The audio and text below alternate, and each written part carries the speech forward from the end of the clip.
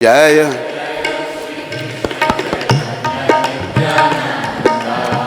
जय द्वैत चंद्र जय गौर भक्त वृंदा।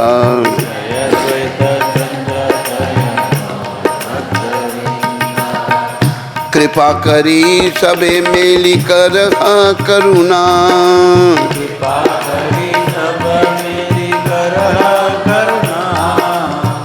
अधम पतिता जने ना करी घृणा।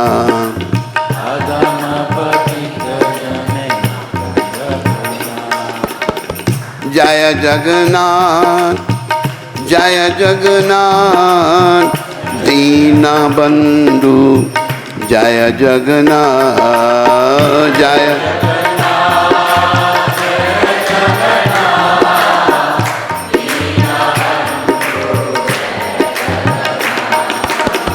जय बलदेव जय बलदेव दया के सागर जय बलदेव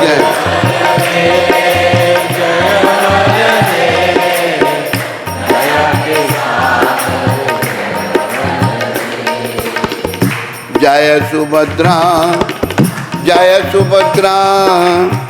करुणामयी जय सुभद्रा जय सुभद्रा जय सुभद्रा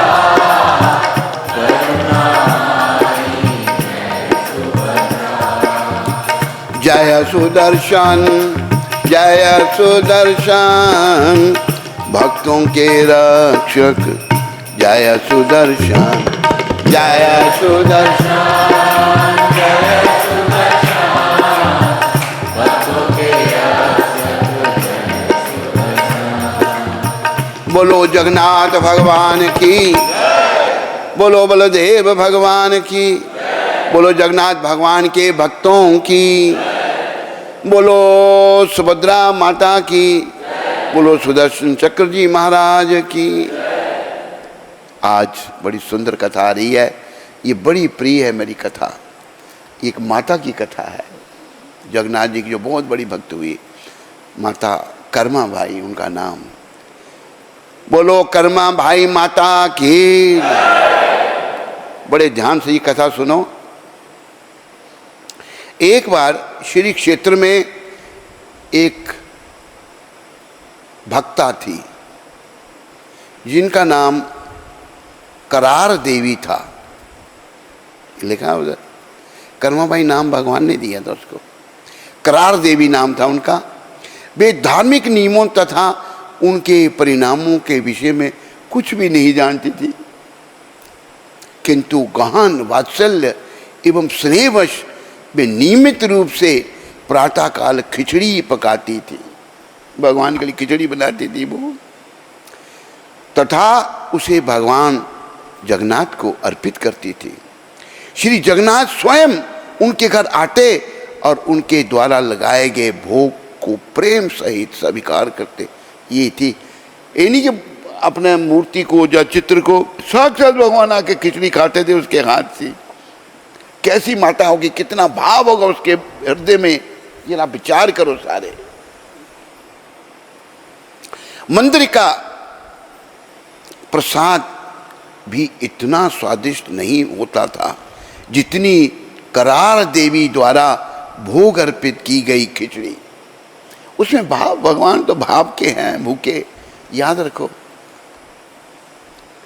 जो लोग बड़े पैसे का अहंकार करते हैं ना, पैसियां वालेओ मान न करो नसीबांदा, पैसियां वालेओ मान न,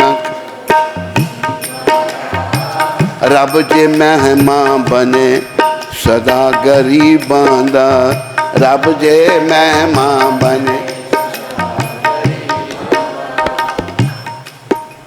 जो पैसे का अभिमान है ना, इसको छोड़ दो। भगवान तो गरीबों के मेहमान बनते हैं, क्योंकि गरीब बेचारे भोग विलास से दूर रहकर भगवान का सिमरन करते हैं।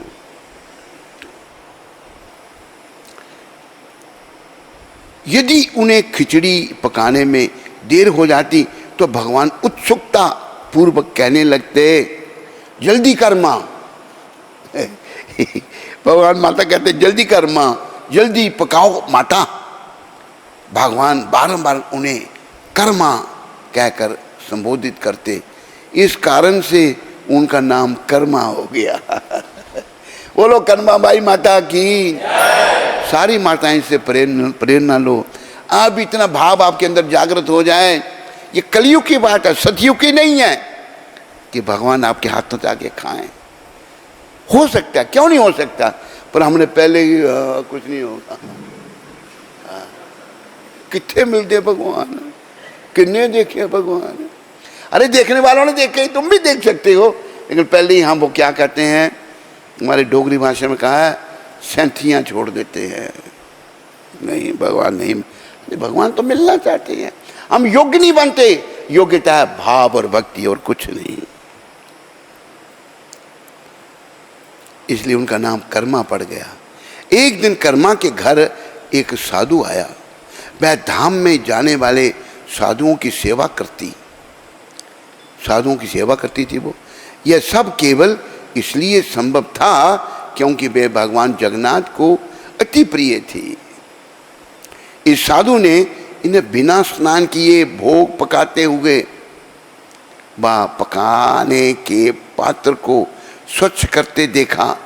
इसे कर्मा के प्रति अपराधजनक सोचते हुए साधु ने गहरी सांस ली और कर्मा को उपदेश दिया कि शुद्धता व वैदिक आचरण का स्तर कायम रखते हुए भोग कैसे बनाया जाता है। आपको सब ऐसे ही करना है। कर्मा बाई जैसे करती थी, वो बड़ी दूर पहुंची हुई माता थी। आपने ऐसा नहीं करना, आगे बढ़ना आएगा। साधु दक्षिण भारत का एक वैष्णव था। उसने कर्मा को बताया कि शैया से उठने के पश्चात, सोकर उठने के बाद व्यक्ति को सर्वप्रथम अपने शरीर को स्वच्छ करना चाहिए, नहाना धोना चाहिए, और फिर सामग्री तथा आसपास के क्षेत्र को स्वच्छ करना चाहिए। सब कुछ स्वच्छ करो। साधु एक रात्रि के लिए कर्मा के घर रहा। अगले ही दिन कर्मा ने उसी प्रकार खिचड़ी पकाई जैसा कि साधु ने उन्हें निर्देश दिया था, और इसलिए भोग बनाने में उसे देर हो गई। जब भगवान जगन्नाथ अपने नियमित समय पर भगवान आ गए, ये ध्यान रखो, भगवान को भोग लगाने वाले जो है ना, टाइम पे भोग लगाओ भगवान को। ये नहीं है कि जब मर्जी लगा दो समय का। देखो कर्मा भाई के पास भगवान आ गए। उन्होंने देखा कि वे तो स्नान करने में व्यस्त थी। उन्होंने यह भी देखा कि साधु अभी भी अनुष्ठानों का पालन करने के विषय में कर्मा को उपदेश दे रहा था। अतः जगन्नाथ जी मंदिर वापस लौट गए। कुछ समय के पश्चात भगवान कर्मा के पास पुनः आए और देखा कि भोग बनाने के स्थान की सफाई कर रही थी। आपको ऐसे ही करना है, लेकिन आप जब बड़े भाव हो जाए फिर कुछ करने की जरूरत नहीं। भगवान पुनः मंदिर वापस लौट के आए। पुनः 1 घंटे के बाद पश्चात जगन्नाथ कर्मा के घर फिर आए। इस बार भगवान ने उन्हें पात्र को स्वच्छ करते देखा, बर्तन धो रही है वो। उन्होंने भोग पकाना प्रारंभ भी नहीं किया था। भगवान पुनः मंदिर वापस लौट गए और बाद में फिर कर्मा के घर लौटकर आए और देखो कि उसने अभी खिचड़ी बनाना आरंभ भी किया है था। भगवान ने साधु को तिरछी नजर से देखा तथा वहां से चले गए। अंत में जब कुछ समय के पश्चात भगवान वापस कर्मा के घर आए, तब खिचड़ी तैयार थी, लेकिन उसे पकाने में इतना अधिक समय लग गया था कि भगवान उस साधु से अत्यंत क्रोधित हो गए। जगन्नाथ ने अत्यंत शीघ्रतापूर्वक खिचड़ी खाई, बड़ा लेट हो गया। उसी समय पुजारी ने मंदिर में भोग की घंटी को बजाना प्रारंभ कर दिया। अतः भगवान अपना मुख धोने से भी पहले ही वहां से चल दिए, मुंह नहीं धोया भगवान ने, तथा मंदिर में लौट आए और अपनी बेदी पर खड़े हो गए, जैसे बैठते हैं भगवान बेदी पर, सिंहासन पर। पुजारियों ने भगवान जगन्नाथ से कहा, जय जय प्रिय भगवान, कृपया हमें बताएं कि आपके मुख पर खिचड़ी क्यों लगी है, आपने खिचड़ी कहाँ खाई? प्रिय भगवान, कृपया हमारे समक्ष इस रहस्य को प्रकट कीजिए। श्री जगन्नाथ ने उत्तर दिया, एक भक्त है जिसका नाम कर्मा है, वह प्रत्येक सुबह मुझे खिचड़ी का भोग लगाती है। उसकी भक्ति में बंधा होने के कारण मैं प्रतिदिन, भक्ति से बनते हैं भगवान, सुनो शब्द, उसकी भक्ति में बंधा होने के कारण मैं प्रतिदिन उसके घर जाता हूँ और उसके द्वारा अर्पित भोग को स्वीकार करता हूँ। इस रहस्य को जाने बिना साधु ने दृढ़ नियमानुसार कर्मा को पूर्णता भिन्न व विपरीत रीति से कार्य करने का उपदेश दिया है। उसी के कारण आज खिचड़ी पकाने में कर्मा को इतना अधिक समय लग गया, अतः उस साधु ने अपराध किया है। बोलो जगन्नाथ भगवान की। भगवान की इच्छा को जानकर पुजारियों ने साधु को बुलाया, उससे सब कुछ कह दिया। तुम्हें कर्मा के पास जाना चाहिए और उसे बताना चाहिए कि वह अपनी सहज रूप से की जाने वाली भक्ति का पालन करते हुए खिचड़ी पकाए, यही आराधना का उच्चतम स्तर है। साधु कर्मा के घर गया। जब कर्मा के घर गया, साधु भयभीत हो गया, ये सोचते हुए कि भगवान उस पर क्रोधित होंगे। वह बहुत तेजी से चलकर कर्मा के घर पहुंचा, यह बताने के लिए कि उससे भूल हो गई है थी, उससे गलती हो गई थी। कर्मा उस साधु को अपने पास आते देखकर डर गई और सोचने लगी, ये भगवान पहली बार ये साधु आया था और मुझे इतना उपदेश दे गया, इस बार आकर वह मुझे पुनः उपदेश देगा। परंतु साधु ने उनसे कहा, हे कर्मा, शास्त्र के विधि विधान तो मुझ जैसे ब्राह्मण पर लागू होते हैं, परंतु वही नियम तुम्हारे जैसे भक्तों पर नहीं लागू होते। जिसने भगवान के प्रति शुद्ध प्रेम को प्राप्त कर लिया है, तुम्हें सहज भाव से आराधना करना जारी रखना चाहिए। पानी डाला करो उसमें। आराधना करना जारी रखना चाहिए। जैसे ही तुम मेरे निर्देश देने से पूर्व कर रही थी, कर्मा अत्यधिक प्रसन्न हुई और उन्होंने खिचड़ी प्रसाद का आनंद उठाने के लिए साधु को आमंत्रित किया। साधु ने कहा, तुम भगवान को भोजन खिलाती हो और संपूर्ण जगत इतना संतुष्ट हो जाता है। ऐसा कहकर साधु कर्मा के घर से चला गया। कर्मा माता ने कहा, भाई आज आप भी भोग यहाँ ही आरोगो। कहते हैं, तुम भगवान को प्रसन्न करो, भगवान प्रसन्न है तो सब प्रसन्न है। जब तक कर्मा जीवित रही, वे भगवान को खिचड़ी का भोग अर्पण करती रही। जिस दिन कर्मा ने शरीर त्यागा, भगवान अविरत विरह के आंसू बहाए।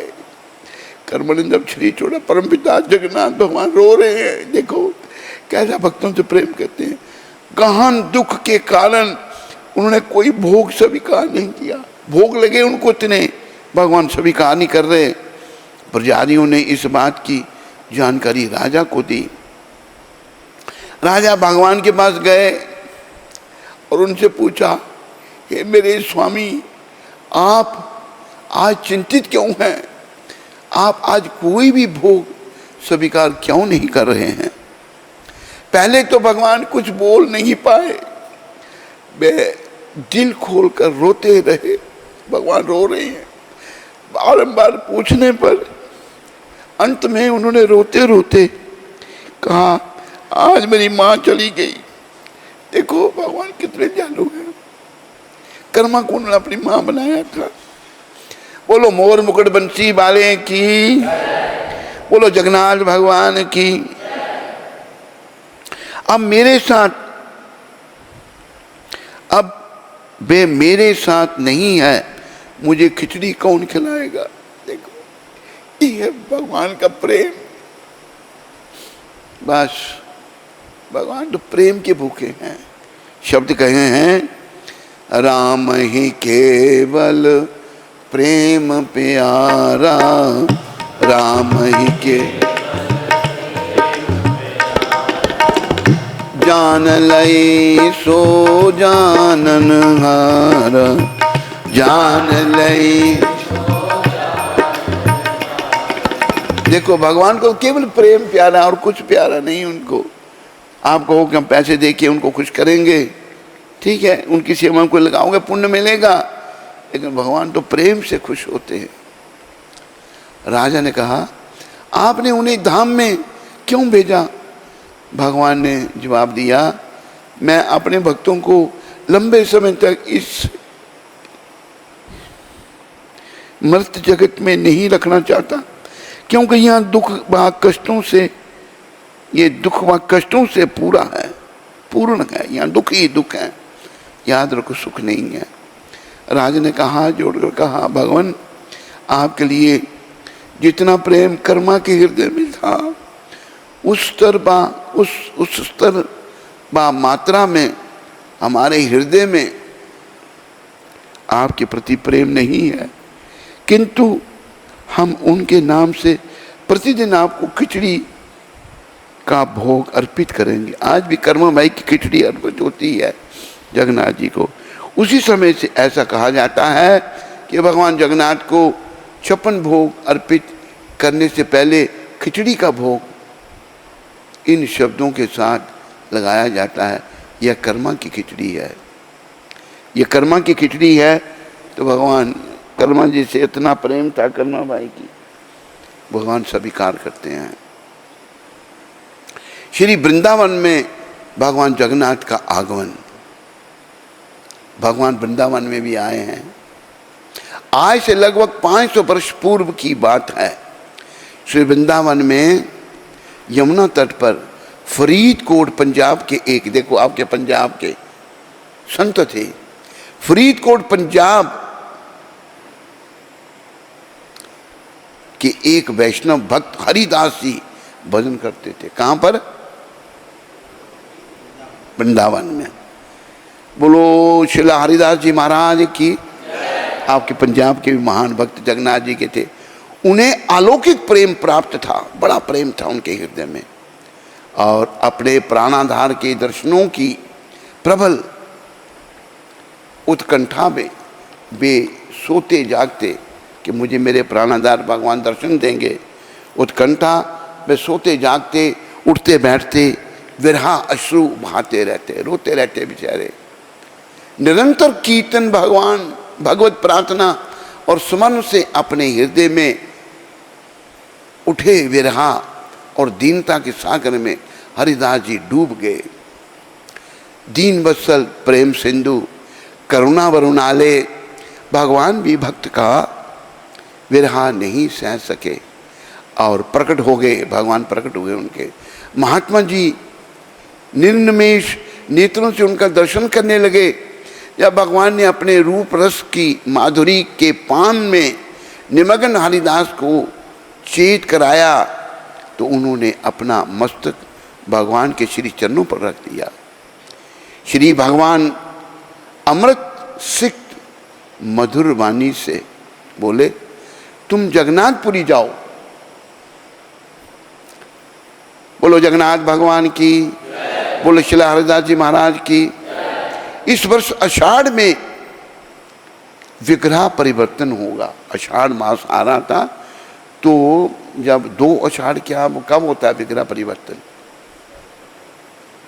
है?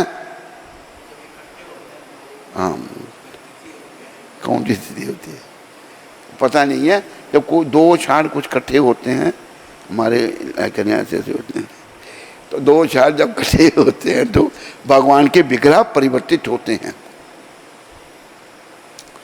श्री भगवान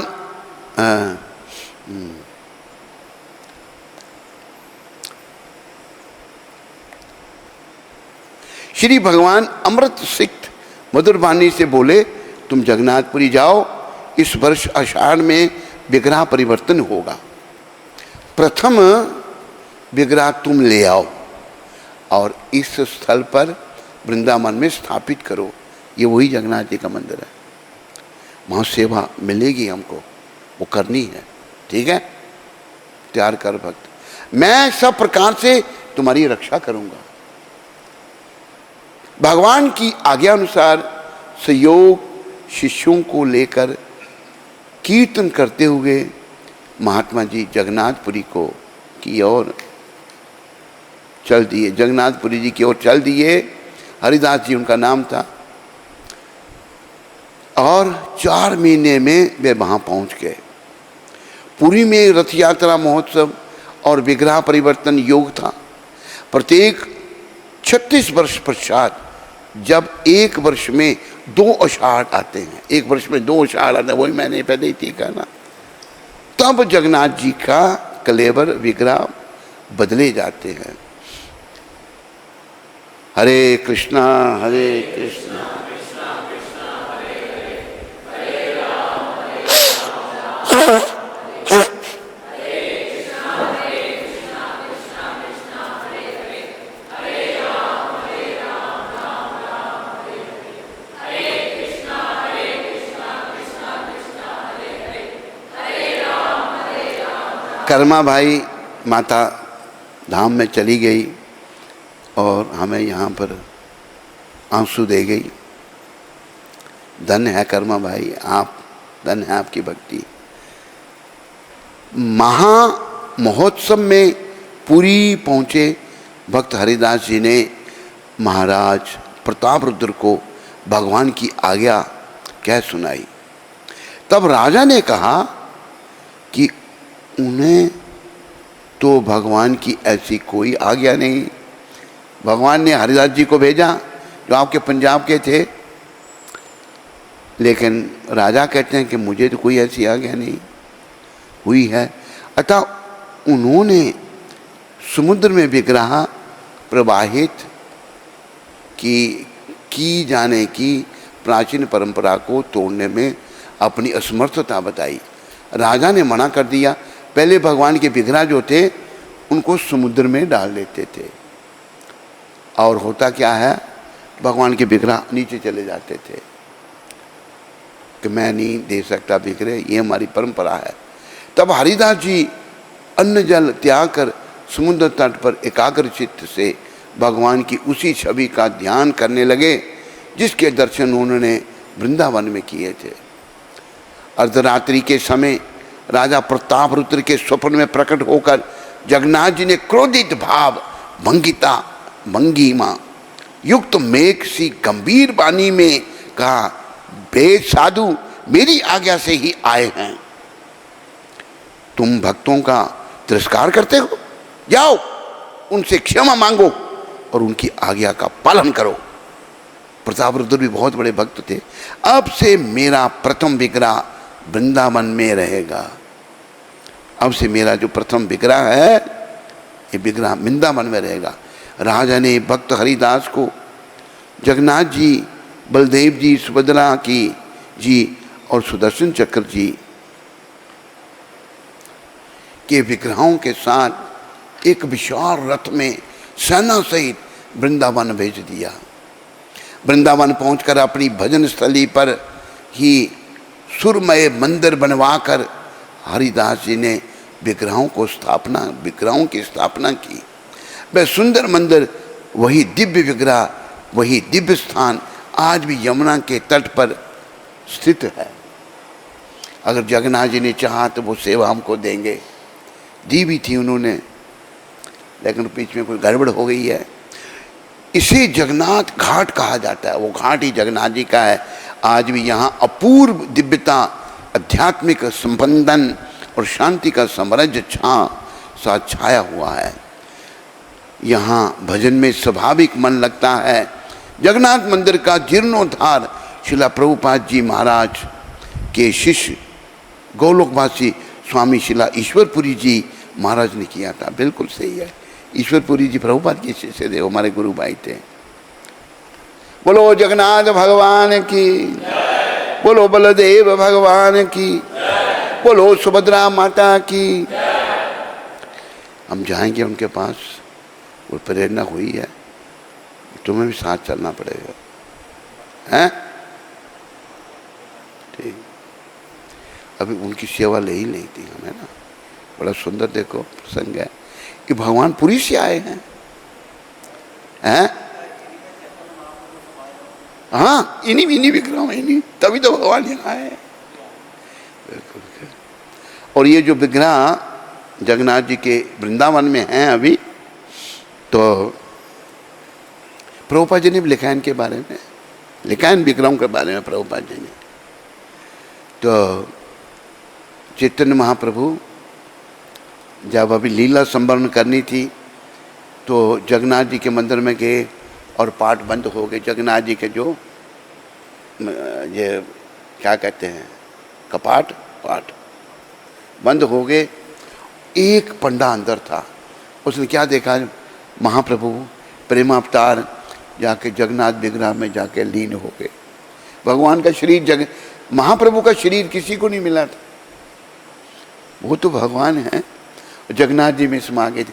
वही विग्रह वृंदावन में आए हुए हैं, तो वही विग्रह की सेवा जगन्नाथ जी की कृपा से और महाप्रभु की कृपा से हमें मिलेगी, मिली थी, मिलती मिलती रहेगी। और मेरी बड़ी इच्छा है उनकी सेवा की, लोग आए उनके दर्शन करें, भक्ति जागृत हो लोगों की, ठीक है नहीं? हरे कृष्णा, सबका धन्यवाद। और जगन्नाथ जी सब पर कृपा करें। कोई प्रश्न इंटरनेट में कोई है प्रश्न? यहाँ किसी को प्रश्न है, किसी माता और किसी भक्त को? ये माता ने प्रश्न करना शुरू कर दिए हैं कल से, आज भी प्रश्न कर रही है। अच्छी बात है प्रश्न करना, अच्छे प्रश्न करना में अच्छा लगता है। तुम इधर रोजा माता को उधर आने दे।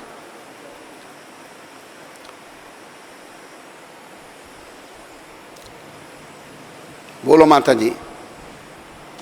हरे कृष्णा गुरुदेव, आपके श्री चरणों में कोटि कोटि दंडवत प्रणाम। हरे कृष्णा। गुरुदेव, जब हम भक्ति करते हैं तो हमें अहम नहीं आना चाहिए। क्या नहीं आना चाहिए? विनम्र होना चाहिए ना हमें उस समय। निडर मतलब अहम नहीं आना चाहिए, हमें घमंड आ जाता ना जैसे, वो नहीं होना चाहिए। तो उससे हम कैसे बच सकते हैं? अरे जब भक्ति पूर्ण हो जाएगी ना, अभी भक्ति शुरू हो रही है, पूर्ण होगी फिर कोई डर नहीं रहेगा आपको। अभी कमी है भक्ति में, डर लगता है, भक्ति में कमी है। तो ये जो अहम आता है हमारे अंदर कई बार, ये भक्ति से ये भी चला जाएगा जी।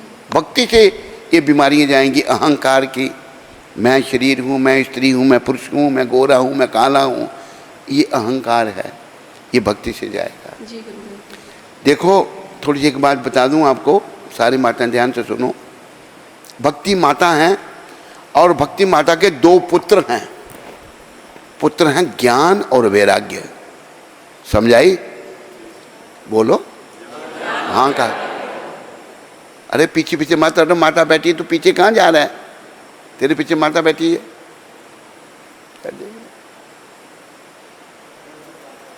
जाओ, जाना है तो मना कौन कर रहा है? ज्ञान और वैराग्य दो भक्ति माता के पुत्र हैं। ध्यान से सुनना इस बात को। और कि ज्ञानी बड़े बन जाते हैं लेकिन उनका भी उद्धार नहीं होता। कहाँ है? पोथी पढ़ पढ़ जुगम हुआ, पंडित भया न कोय,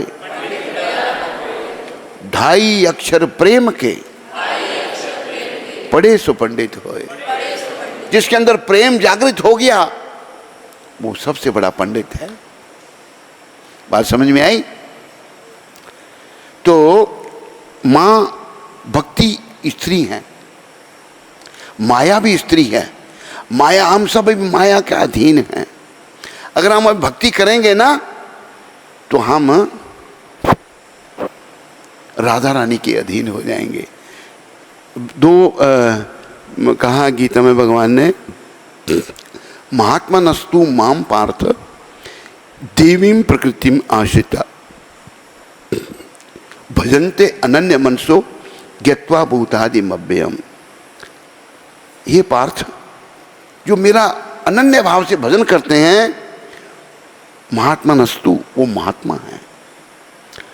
तो मेरा अनन्य मतलब और किसी का भजन नहीं, केवल कृष्ण का। सम्मान सभी का, भक्त सबका सम्मान करते हैं।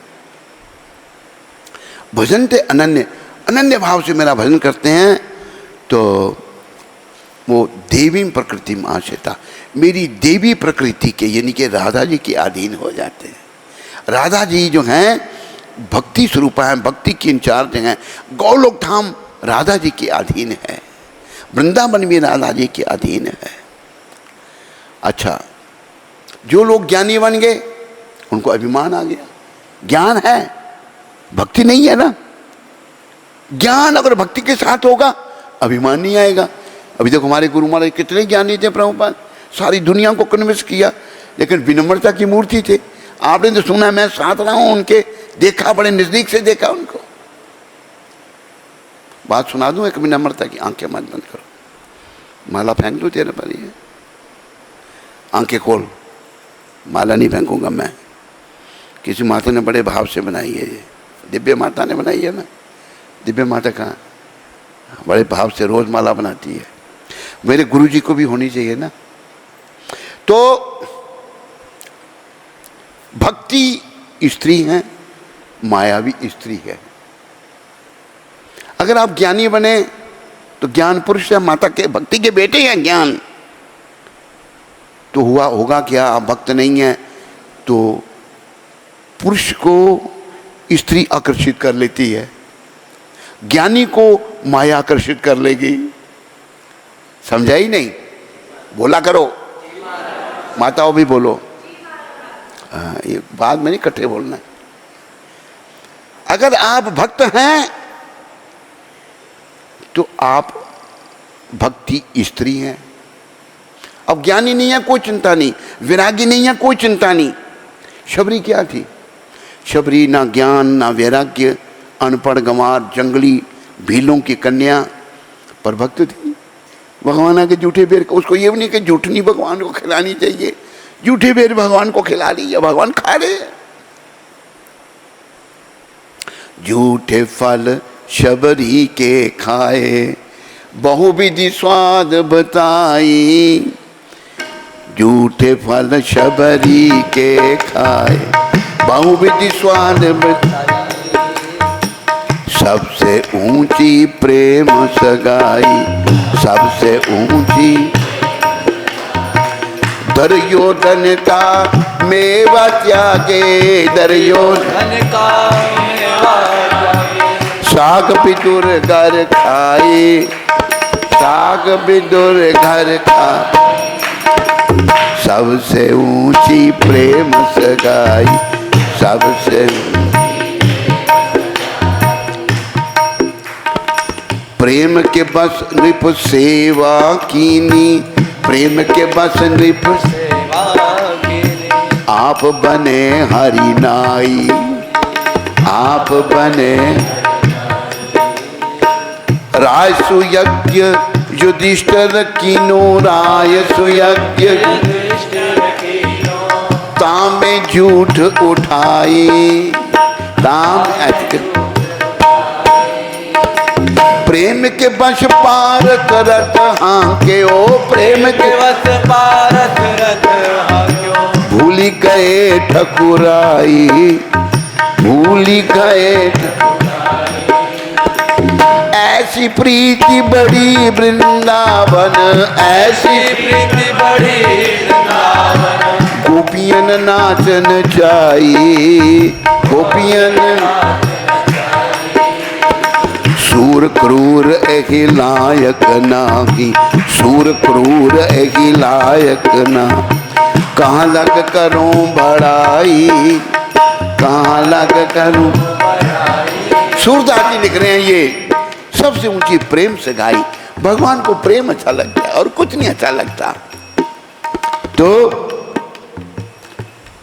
भक्ति से प्रेम मिलता है, ज्ञान से अभिमान मिलता है।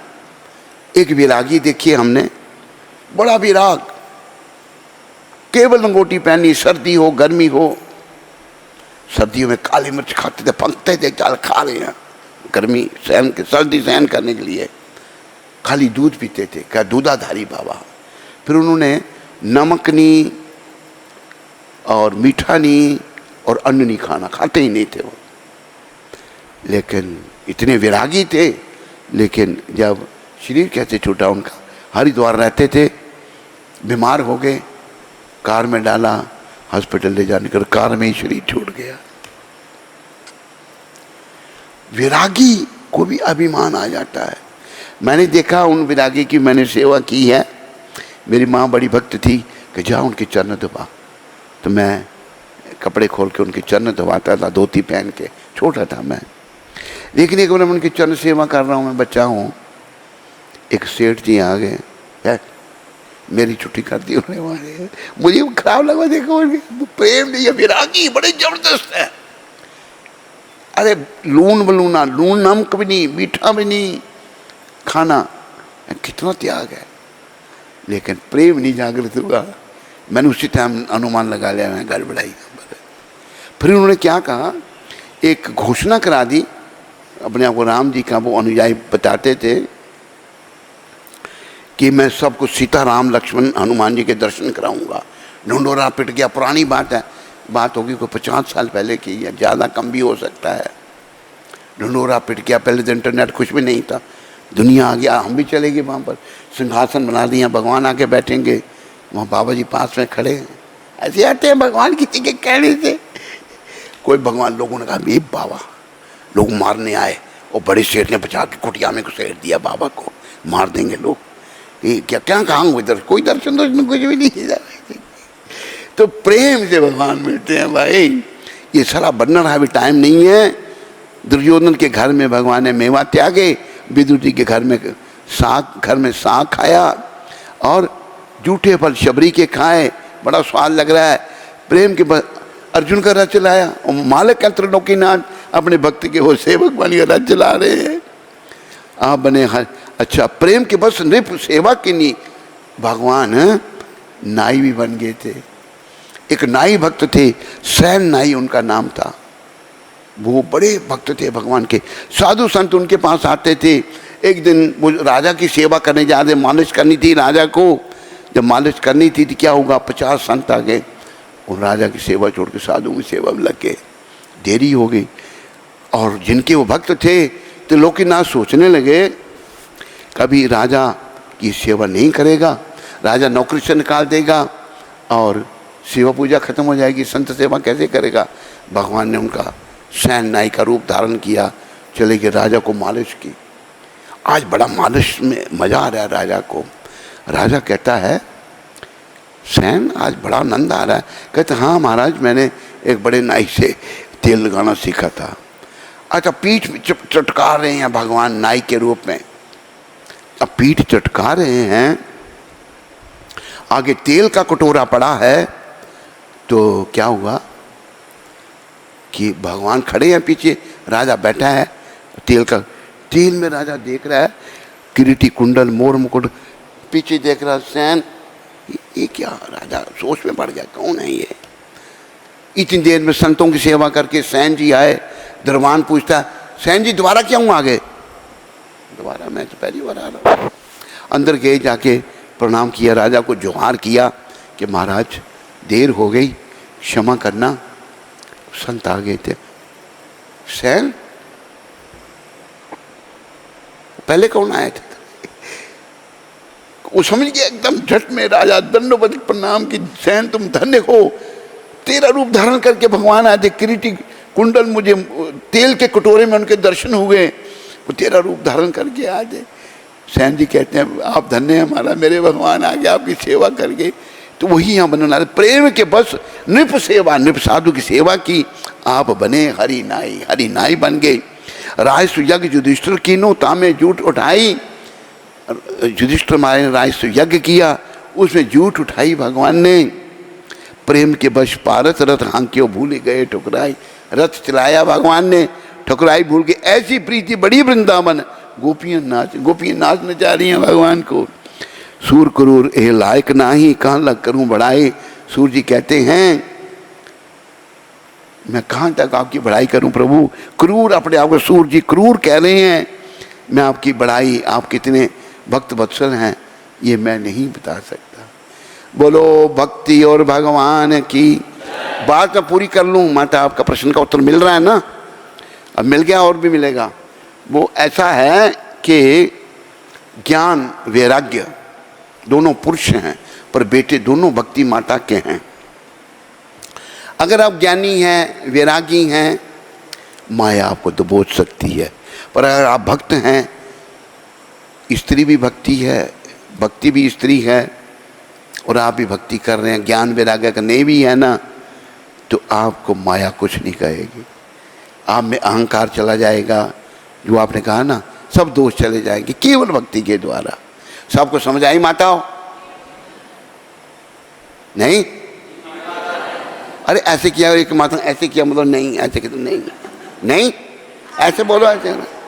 हाँ, बस भक्ति से सारे दोष चले जाएंगे और हम भगवान से बातें करेंगे। करोगे? अब हिम्मत करनी पड़ेगी, सब कर सकते हैं बातें, ऐसी कोई बात नहीं है। हाँ ठीक है, और बोलो। गुरुदेव कहते हैं गुरु के बिना गति नहीं है, लेकिन यदि हम गुरु को धारण किए बिना ही अगर हमारी मृत्यु हो जाती है तो फिर। कल भी एक प्रश्न किया था किसी ने, कल तुम नहीं थी? मैंने किया नहीं था, किसी और ने किया था। हैं? मैंने नहीं किया था गुरु महाराज जी, किसी और। कल तुम थी सत्संग में? ये प्रश्न सुना नहीं था तूने? पर आप फिर से बता दीजिए। हाँ फिर से बता दूं। अगर उसकी भक्ति परिपक्व हुई या गति हो भी सकती है, पर मैंने कथा सुनाई थी कल, सुन याद आई तेरे को? धन्ना जाट की। धन्ना जाट के यहाँ भगवान जाके काम करते थे, खेत की रखवाली करते थे। तो धन्ना जी भोजन लेके गए भगवान के लिए, वो देखा कि भगवान लेटे हुए हैं। धन्य को पता नहीं तो मेरी खेती रखवाली करने वाला, मेरा ये काम करने वाला है। जब भोजन लेके गए थे, चद्र घाड़ी तो किरीटी कुंडल मोर मुकुट, भगवान ढक दिया, फिर उठाया भगवान, फिर वैसे ही बन गए, काम करने वाले बन गए। वो समझ गए कि भगवान मेरे साथ हैं। एक दिन धन्ना जी कहते हैं भगवान को कि प्रभु मुझे गले लगाओ। नहीं, गले नहीं लगाऊंगा तेरे को। कहते क्यों? तेरा कोई गुरु नहीं है। कहते प्रभु आप मेरे साथ रहते हो, मुझे गुरु को क्या जरूरत है? नहीं, बिना गुरु के नहीं। फिर मैं, आप बताओ किससे दीक्षा लूँ? जाओ तुम, एक रामानंद आचार्य हैं, आचार्य रामानंद दास हैं वाराणसी में, बड़े महान भक्त हुए रामानंद आचार्य जी, उनसे जाके दीक्षा लो। समझाई? दीक्षा दे दीजिएगा। दीक्षा समय आने पर दी जाएगी। हरे कृष्ण। हरे कृष्ण। दे दो माइक, दे दो उनको।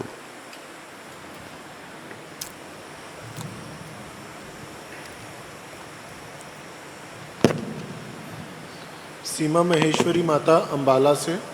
हरे कृष्ण गुरु महाराज जी, आपके चरण कमलों में मुझ अधम पापी का कोटि कोटि दंडवत प्रणाम। महाराज जी, मेरी बेटी को साइनस की प्रॉब्लम है और उसका नाक का ऑपरेशन है। उसका नाक का ऑपरेशन है। मैं चाहती हूँ महाराज जी आप उसे आशीर्वाद दे दीजिए ताकि वो जल्दी से रिकवर हो जाए और अच्छे से भक्ति करे। सीमा महेश्वरी माता, याद रखो, सुख दुख जो हमारे जीवन में है ना, ये हमारे कर्मों का खेल है, और कर्मों को काटने वाले भगवान कृष्ण हैं। वही कृष्ण भगवान कृष्ण चैतन्य महाप्रभु के रूप में आए हैं, उनके बड़े भाई बलराम नित्यानंद के रूप में आए हैं। प्रभुपाद कृपा से कली पावना अवतार के चरणों में आप प्रार्थना करो। मेरे हाथ में कुछ नहीं, उनके हाथ में सब कुछ है। प्रभुपाद जी से प्रार्थना करो और प्रभुपाद जी के माध्यम से गौर निताय के चरणों में आओ, कृपा करें। वो चाहें तो सब कुछ ठीक कर सकते हैं। हरे कृष्ण। और कोई प्रश्न तो नहीं किसी को? स्कंद पुराण में तुलसी देवी की प्रशंसा इस प्रकार की गई है। मैं तुलसी